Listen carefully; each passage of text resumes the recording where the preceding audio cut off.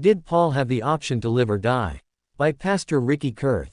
How did Paul have the option to live or die in Philippians 1:22?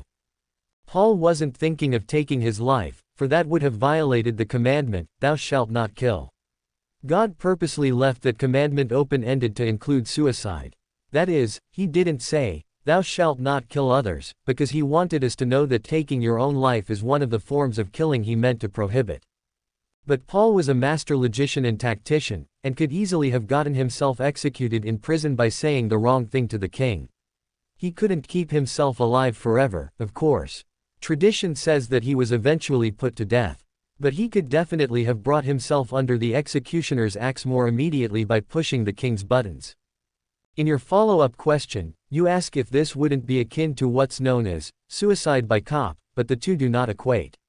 In suicide by cop, a man decides to end his life by committing a crime in order to draw fire from the police.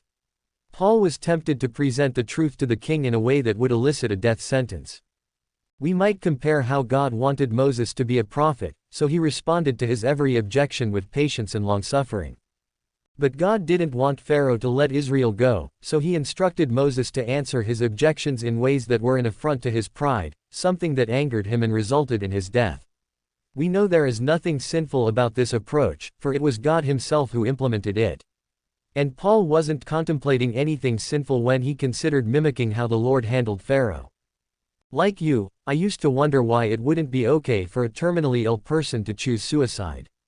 But an unsaved person would be denying himself the opportunity to live long enough to get saved, and a saved person would be denying himself the opportunity to share the gospel with someone he might meet the very next day.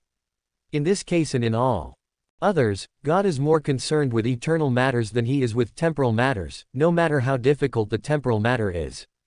And Paul reflected this same eternal outlook in making the choice that he made to remain alive. Phil. 1:24-25. He chose to live for the spiritual benefit of others rather than end his life to alleviate the physical suffering and mental weariness that decades of hardship had wrought on his weak frame. 2 Cor. 10:10.